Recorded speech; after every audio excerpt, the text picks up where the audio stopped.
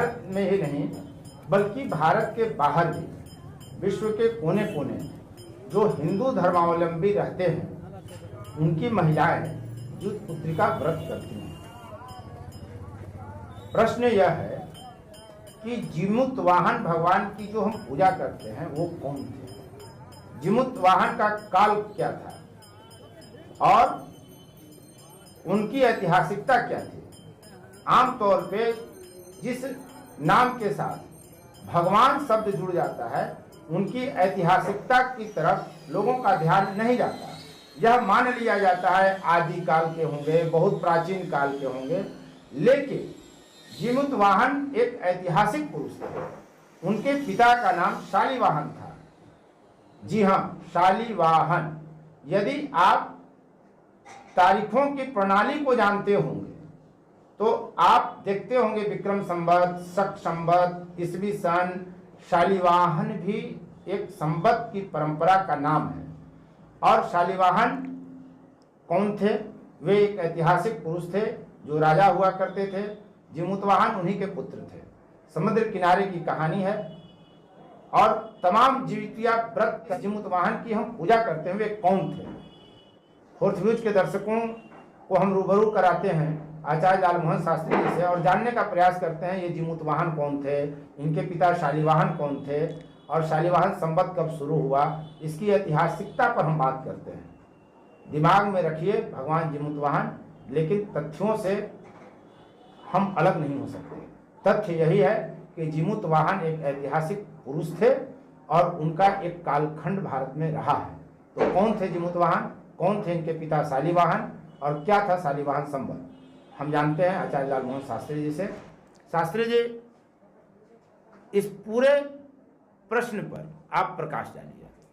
सर्वप्रथम तो हम इस औरंगाबाद जिला के वरिष्ठ पत्रकार उपेंद्र कश्यप को धन्यवाद देता हूं तथा चतुर्थ स्तंभ समाचार के दर्शक लोगों को भी सतत नमन करते हुए आशीर्वाद देता हूं कि वो सब धन धान पुत्र पौत्र से संपन्न रहें। बड़ा ही सुंदर प्रश्न है, ये ऐतिहासिक प्रश्न है। आप जानते ही होंगे कि किसी का भी यदि जन्म कुंडली या जन्म पत्रिका इत्यादि बनाई जाती है तो उसमें संवत और शक, शकावदे या शक संवत भी लिखते हैं। इस भी लिखने की परंपरा अभी तक के प्रारंभ नहीं हुआ है। अब कुछ लोग लिखना प्रारंभ कर दिए हैं ईस्वी। अब प्रथम शताब्दी के 88वें वर्ष में एक कथा प्रारंभ होती है और वो कथा दक्षिण भारत से वहाँ के राजाधिराज वो जो है शालिवाहन राजा थे, वो राजगद्दी पर जब बैठे उस समय से लेकर आज समय तक के गिनती जब की जाती है तो उनके राजा हुए 1943 वर्ष मात्र हुआ है, जिसे हम अभी संवत में भी ले सकते हैं। अभी वर्तमान कालीन में संवत जो उत्तर भारत से प्रारंभ होता है, जो उज्जैन से प्रारंभ होता है, जो उज्जैन के राजा वीर विक्रमादित्य से प्रारंभ होता है, जो 2077 अभी चल रहा है और इसे भी 2021 चल रहा है। तो शक संवत 1943वें वर्ष पूर्व में हमारे राजाधिराज दक्षिण भारत के राजा शालिवाहन थे और उनके पुत्र जिमुतवाहन हुए। जिमुतवाहन को जब राजगद्दी पर बैठाया जाता है, अचानक रात में किसी महिला को रोने की आवाज आती है। उनकी पत्नी महारानी ने राजा को उठाती है, कहती है प्रभु देखें कोई एक जो है वो रो रही है।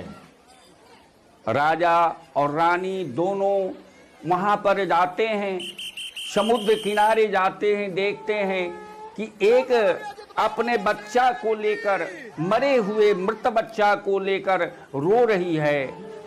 जिसके राज्य में इस तरह से पापाचार होता है, अत्याचार होता है, तो कम उम्र के बच्चे मरते हैं या फिर बालक की मृत्यु होने लगते हैं।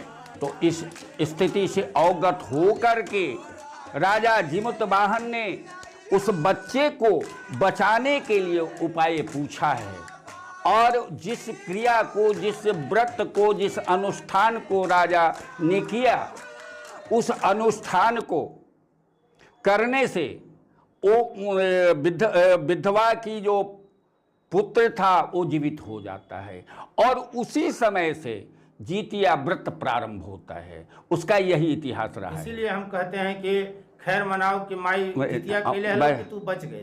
खैर मनाने की बात यहाँ ये है कि वो जब कुछ महिलाएं जो है अष्टमी प्रारंभ होते ही खाना पीना बंद कर देती है। ज्यों ही अष्टमी प्रारंभ हो जाए,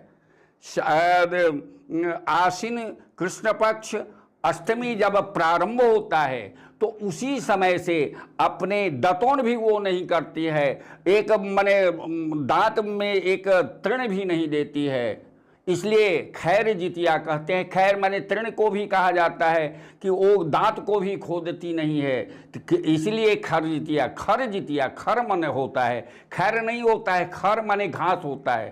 तो घास का भी यानी एक तिनका का भी प्रयोग नहीं करती है, और वो करीब 48 घंटा तक उपवास रहती है। इसका महत्व इसीलिए खर जितिया के महत्व है, खैर नहीं है, खर जितिया है। तो ये कहा जाता है, अभी 1943 साल हो रहा है शालिवाहन संवत शुरू हुए, लेकिन फिर भी कहा जाता है कि बहुत प्राचीन है, 5000 बरस से जितिया मनाया जाता है, हजारों साल से मनाया जाता है। कई धार्मिक पात्रों को भी जोड़ दिया जाता है कि उन्होंने जितिया किया था। तो वो जितिया व्रत जो भविष्य पुराण के अंतर्गत लिया गया है, और उस जितिया का जो प्रादुर्भाव हुआ है और जितिया की कहानी जो शुरू हुई है उस पत्नी पुस्तक में, उसमें कहा है कि ये सत्ययुग से उसको जोड़ दिया गया है। सत्ययुग से कहानी कहा गया है कि सत्ययुगे प्रारंभेत राजा जिमुतवाहन। सतयुग में राजा जिमुतवाहन थे और वहीं से जितिया प्रारंभ कर। 1943 इसलिए किसी को उपमा देने की परिपाटी हमारे यहाँ चला गया। कोई सामान्य व्यक्ति को हम बहुत बड़ा बनाना चाहते हैं और बड़े लोग से जोड़ना चाहते हैं। जैसे ऐसे बहुत से संत महात्मा हैं जिनको जन्म तिथि को जानते हुए भी लुप्त कर दिया जाता है। वो कहा जाता है बहुत उम्र के हैं, बहुत समय के हैं, इसलिए उम्र उनको। लेकिन ऐतिहासिक तथ्य यही हाँ, है बस जिमुतवाहन 1943 साल पहले शालिवाहन थे और उन्हीं के पुत्र थे जिमुतवाहन। बस यही इतिहास बताता है। जितिया का प्रारंभ हुआ, और ये चर्चा भविष्य पुराण में भी है। ये भविष्य पुराण में, भविष्य पुराण में भी लेकिन इसको आडंबर जोड़ दिया दिया। ये सतयुग से प्रारंभ है, तो सतयुग में होता था, वो कथा एक नई तरह के निकाल दी गई। बस मुझे उम्मीद है आपने पहले जितिया को लेकर इस तरह का संवाद नहीं सुना, देखा होगा। आप कथा सुनते हैं, महिलाएं कथा सुनती हैं और ब्राह्मण बैठते हैं और उनको सतयुग की कहानी सुनाई जाती है। लेकिन याद रखिए कि जिमुतवाहन एक ऐतिहासिक पुरुष थे। उनके पिता का नाम शालिवाहन था और उनका राज दक्षिण भारत में 1943 वर्ष पहले था। ध्यान रखिए, संवत 2077 ईस्वी सन 2021 और शालिवाहन संवत 1943 चल रहा है। यानी 1943 साल से अधिक पुराना जितिया व्रत की कथा नहीं हो सकती। यह आप कंक्रीट जानिए। इसलिए धार्मिक पक्ष अलग है और हम आपको ऐतिहासिक तथ्य से अवगत करा रहे हैं। आप देख रहे हैं फोर्थ व्यूज, जहां आडंबर नहीं बल्कि तथ्यों पर बात होती है, चाहे वो मामला धार्मिक हो या सामाजिक हो। आप देख रहे थे फोर्थ व्यूज और पूरी तरह स्पष्ट हो गए होंगे कि युद्ध पुत्रिका व्रत कब से और क्यों मनाया जाता है। हम ऐतिहासिकता पर बात करते हैं और ऐतिहासिक तथ्यों को नज़रअंदाज न करते हुए आपके बीच लाने का मेरा ईमानदार प्रयास आगे भी जारी रहेगा।